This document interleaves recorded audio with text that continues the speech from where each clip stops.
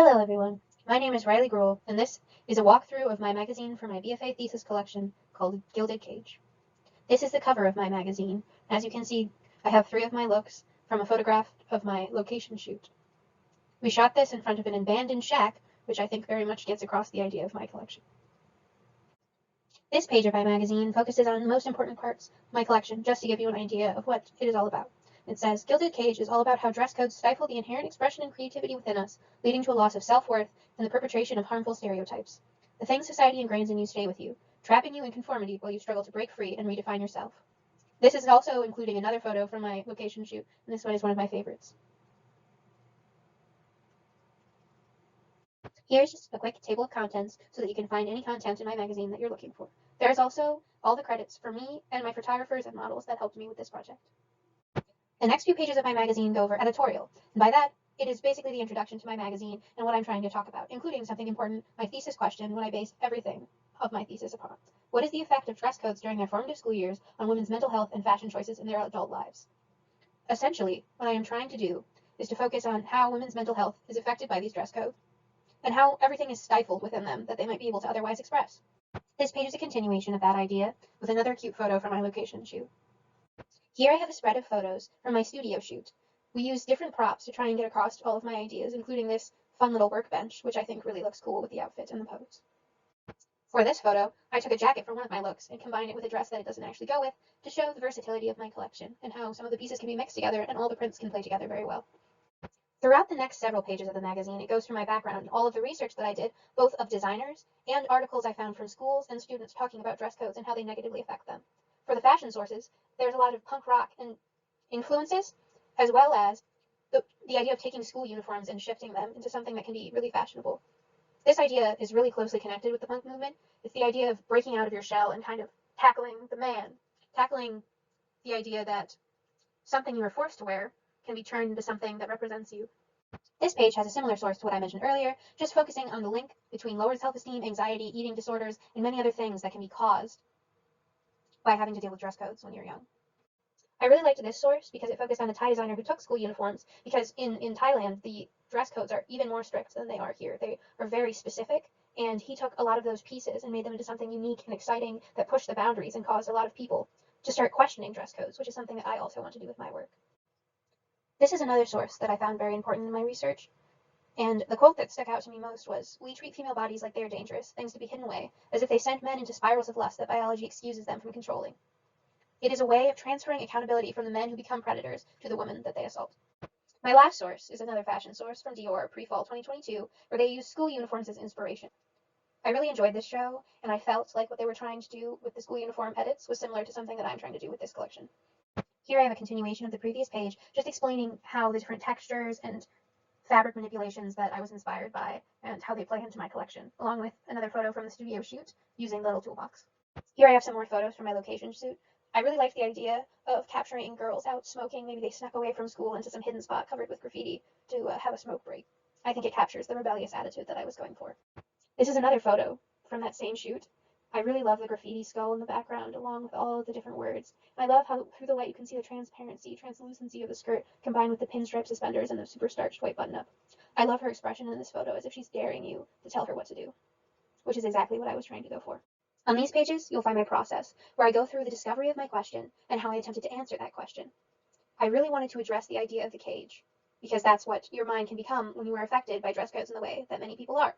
I did a lot of sketching and work with fabric manipulations and patterning to try and find a way to represent this cage, this thing that controls you, but you have such a strong desire to break free of. I wanted to create details that were messed up in the traditional sense, so that you could represent the small things that someone might be sent home from school for. I did lots of work with different prints, trying to find the best way to represent this cage idea. Here I'm talking about the punk movement, as well as my elements of sheerness and how the body can be revealed. And I also wanted to state my ideas of combining menswear and womenswear aspects, because a lot of the fabrics in my collection are traditionally menswear fabrics that I was using to still portray femininity and elegance of a woman. Here's a process page of my initial sketches, when I was doing my very first ideas down on paper and then refining them. This page is great because you can see where I started with the collection, and on this page, you can see where I ended up, with the final looks sketched exactly how I sewed them. You can really see how my color scheme, my silhouettes, my ideas all changed to become more refined and more elegant and more cohesive. The prints were really important for this collection, so I tried to do a mix that would get my ideas across and give that school uniform vibe, as well as a workwear vibe. On these pages, you'll find my collection discussion, where I go in depth trying to answer my question and how exactly I did that. I talk about menswear fabrics as well as menswear silhouette elements in my collection, as well as the combination of tight-fitting pieces with pieces that have more volume. I also talk about all of the print work I did using bias, as well as creating my own plaid from different strips of fabric, as you can see in this photo. I also talk about the sheer elements I used, which were very important, showing something, hinting at something underneath. Here I continue those ideas, talking about my frayed edges and also demonstrating my pattern work. As you can see in one photo, I have my bias cut on the princess panels, and then in the center panel, straight up and down. I also have a photo of the sleeve of one of my jackets where you can really see all of the bias fraying that I did for the edges. Here's my first look. It includes a white button-up with a suspender striped skirt, as well as a sheer organdy bottom. I wanted to mimic men's formal wear, but add in some fun drama with the mermaid-style skirt. The sheerness hints at what is underneath, giving it a sexy edge, but the menswear fabrics and the button-up tie back to that school uniform idea. This is my second look, a plaid jacket with a wool dress underneath that has the black pinstripes for the top of it and a gray wool for the bottom. All of the varying directions of the stripes in the plaid represent that cage idea again. I also put a lot of focus on shoulders, as that is something that is specifically focused on in a lot of dress codes. It is also something that represents power, which is what I wanted to give my women. This is my third look, a heart-shaped crop top with sheer sleeves and giant black knit flared pants that are extremely high-waisted. Crop tops are something that are always called out for in school dress codes, and I am again playing with sheerness in the sleeves and the difference of the tight-fitting bodice against the super wide-legged, voluminous pants. I again have my woven plaid that I made on the side panels at the top, and as you can see, it is tight and it is almost as if the pants are exploding out from the top, representing repression and the idea that you so badly want to break out of your cage. This is the fourth look for my collection, bright red dress with my signature woven paneling that I made myself down the front and back side panels. There's a sheer organdy yoke at the top, playing with my sheerness idea, a very large slit that goes all the way up the side, revealing the leg. I'm playing with my fraying idea as the edges of the plaid are frayed, representing restriction and conformity and how it wears down on you. My fifth look is a short pinstripe jacket with frayed hem and a black knit skirt with woven plaid panels that I made into a chevron. The chevron mirrors the shape of the jacket's opening, and I again played with my oversized shoulder again by making a very poofy sleeve on the jacket. My sixth look is a knit look with mesh long sleeves, a mesh underlayer, and a very large flared red portion for the main body of the dress. It also has a little red collar to represent restriction idea again. This look is all about playing with the idea of layers, and you don't really know what a person is thinking underneath whatever they're presenting to you.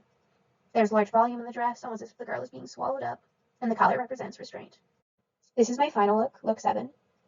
It includes a bustier-style dress that is strapless and has wool panels of plaid, pinstripe, and bright red.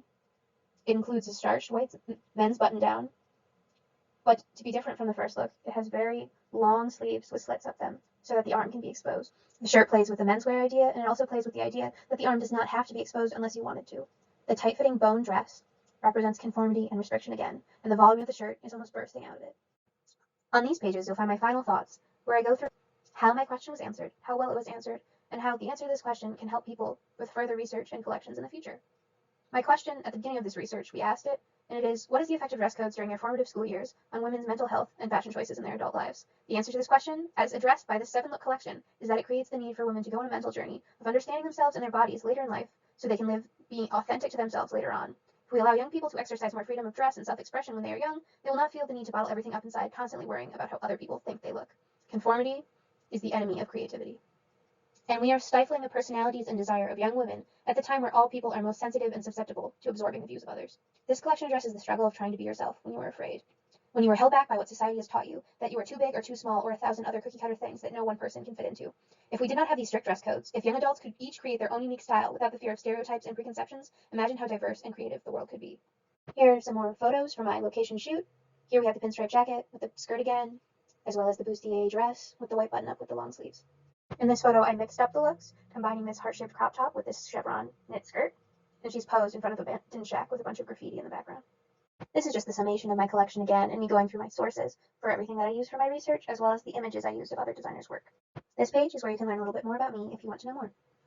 And here we have some more photos from my location shoot, again with the idea of the graffiti and the cigarettes.